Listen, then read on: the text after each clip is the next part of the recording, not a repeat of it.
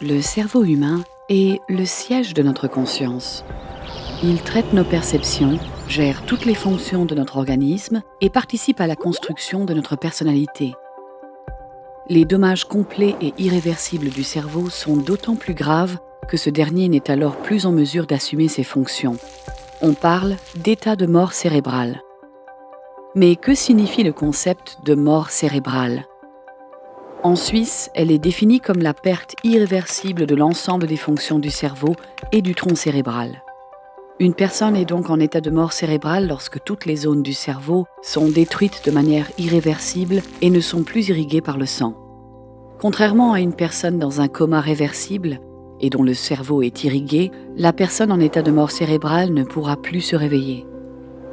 Son cœur bat encore, mais elle perd irrémédiablement sa capacité à contrôler son corps.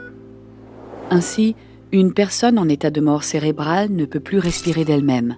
Elle sera placée sous respiration artificielle afin de maintenir ses fonctions corporelles et donc ses organes en vue d'un éventuel don d'organes.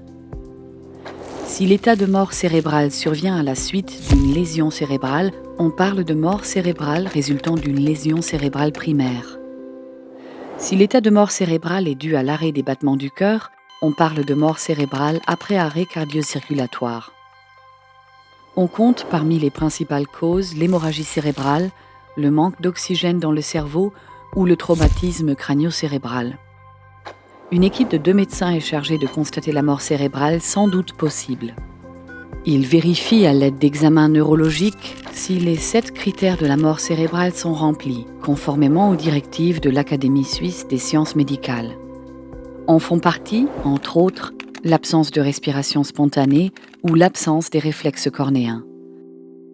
Ce n'est que lorsque l'état de mort cérébrale est constaté sans doute possible qu'un don d'organes devient envisageable.